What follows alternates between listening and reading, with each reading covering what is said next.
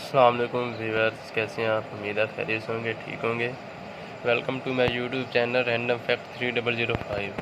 Viewer, हम जो topic discuss कर रहे हैं वो है प्रोटीन। लास्ट वीडियो में हमने जो टॉपिक डिस्कस किया था वो था प्राइमरी स्ट्रक्चर ऑफ प्रोटीन। आज हम जो डिस्कस करेंगे उसका नाम है सेकेंडरी स्ट्रक्चर ऑफ प्रोटीन। आपको पता है जो सेकेंडरी स्ट्रक्चर होते हैं या टर्शियरी स्ट्रक्चर होते हैं या क्वार्टरनरी स्ट्रक्चर होते हैं, ये बनते हैं प्राइमरी स्ट्रक्चर ऑफ प्रोटीन से। मतलब प्राइमरी स्ट्रक्चर को जब आप ज्वाइन करते जाते हैं, अटैच करते जाते हैं पॉलीपेप्टाइड बॉन्ड के साथ, तो आगे कम्प्लेक्स स्ट्रक्चर बन जाते हैं। तो ये जो सेकेंडरी स्ट्रक्चर ऑफ प्रोटीन होते हैं ये सिंपल चेन नहीं होती, ठीक है। ये एक लॉन्ग या कम्प्लेक्स चेन में होती हैं, ठीक है। These are not exist in simple chain of polypeptide. मतलब ये कि ये सिंपल चेन में, ये कम्प्लेक्स में होंगे क्योंकि इसमें दो से ज़्यादा जो होती हैं मानो एसिड होते हैं वो आपस में, या जो प्राइमरी स्ट्रक्चर होते हैं वो आपस में ज्वाइन होते हैं और ये कम्प्लेक्स स्ट्रक्चर बनाते हैं। अब इसमें स्ट्रक्चर बनता कैसे है? एक होता है अमाइन ग्रुप और दूसरा होता है कार्बोक्सिलिक ग्रुप। अमाइनो एसिड में जो अमाइन ग्रुप होता है और जो कार्बोक्सिलिक ग्रुप होता है, ये जो अमाइन ग्रुप है और इसके ऊपर यहाँ पे कार्बोक्सिलिक ग्रुप होता है, ठीक है। अब क्या होता है, इस और इसके दरमियान जो बॉन्ड बनेगा, पेप्टाइड लिंक बनेगी। अब यही जो होता है, फॉर एग्जांपल ये दो अमाइनो एसिड है, यहाँ से जो अमाइन ग्रुप है, ठीक है, यहाँ से अमाइन ग्रुप है। अब क्या होगा, यहाँ से क्या निकलेगा, एक हाइड्रोक्सिल ग्रुप निकलेगा, तो यहाँ से क्या निकलेगा, हाइड्रोजन ग्रुप। जब ये वाटर की फॉर्म में निकल जाएगा तो इस तरह बॉन्ड बनेगा, ये C+O(N(H). तो इस तरह ये क्या है, कार्बन और नाइट्रोजन के दरमियान पेप्टाइड बॉन्ड बन जाता है। तो वगैरह long peptide chain exist amine और कार्बोक्सिलिक एसिड विद पेप्टाइड। मतलब अमाइन ग्रुप और कार्बोक्सिलिक एसिड जो होते हैं आपस में अटैच होकर क्या बनाते हैं, पेप्टाइड लिंक बनाते हैं।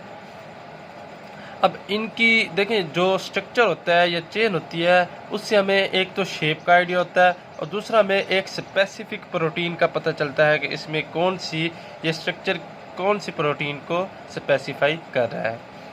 अब इसके अगर टाइप्स की बात करें स्ट्रक्चर की, तो दो टाइप्स होती है। एक होती है अल्फ़ा हेलिक्स होती है और दूसरी होता है बीटा प्लेटेड शीट स्ट्रक्चर होते हैं। ये दो टाइप की सेकेंडरी स्ट्रक्चर होते हैं, ठीक है। इसको हम आगे डिस्कस करते हैं। उसके बाद जो होते हैं ये स्ट्रक्चर बनते कैसे हैं। ये स्ट्रक्चर जो होते हैं arise due to folding of backbone of peptide chain.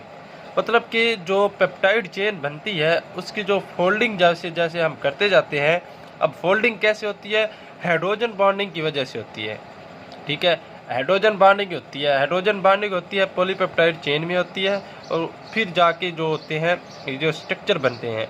अब हाइड्रोजन बॉन्डिंग और कहाँ पे होती है, यहाँ पे मैंने आपको बताया था, ये होती है carbon CO carbon monoxide group और अमाइन ग्रुप, इन दोनों के दरमियान होती है ग्रुप ऑफ पेप्टाइड बॉन्ड। मतलब इसी तरह ही जैसे मैंने आपको ये बताया है, इनके दरमियान हाइड्रोजन बॉन्डिंग होती है और जो बैकबोन ऑफ पेप्टाइड चेन होते हैं वो आपस में फोल्ड हो जाते हैं।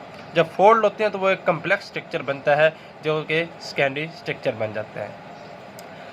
अब जो सेगमेंट ऑफ प्रोटीन होते हैं, मतलब पार्ट्स ऑफ प्रोटीन कह सकते हैं, सेगमेंट कहते हैं पार्ट्स, उसकी तोड़ फोड़ करना।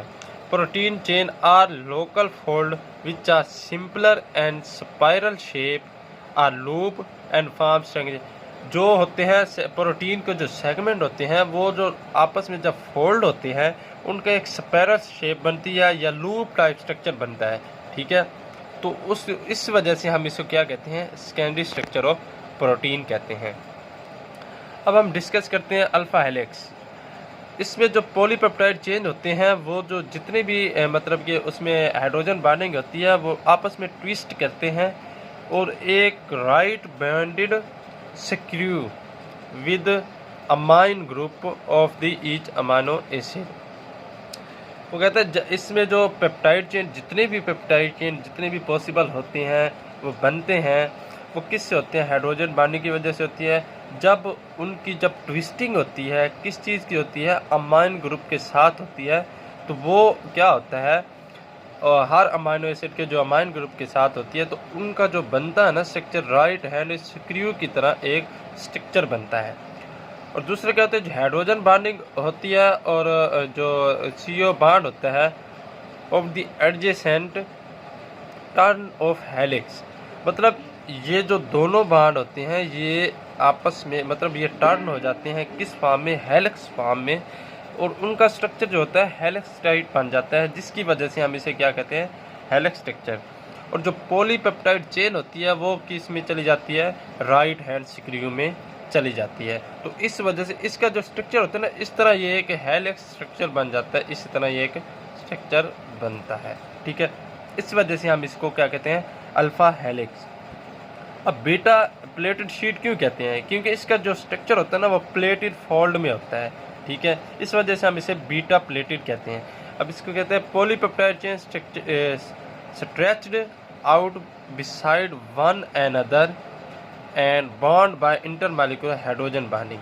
तो कहता है कि इसमें जो पॉलीपेप्टाइड चेंज होते हैं ना वो स्ट्रेच हो जाते हैं, आपस में हो जाते हैं, और जो उनके जो होते हैं हाइड्रोजन बॉन्डिंग की वजह से क्या हो जाते हैं, बॉन्डेड हो जाते हैं, आपस में बॉन्ड बना देते हैं। और जितने भी पेप्टाइड चेंज होती हैं वो स्ट्रेच हो जाती हैं, nearly maximum extension and laid side by side, मतलब वो साइड बाय साइड क्या हो जाती हैं, आपस में स्ट्रेच हो जाती हैं, अटैच हो जाती हैं हाइड्रोजन बॉन्डिंग की वजह से, जिसकी वजह से उनका जो स्ट्रक्चर होता है ना कुछ इस तरह बनता है, ये ठीक है, इस तरह इनका जो स्ट्रक्चर बनता है, इस तरह प्लेटेड फॉर्म में बनता है, ये प्लेटेड फॉर्म में इनका स्ट्रक्चर बन जाता है जैसे ये बताया बनाया हुआ है।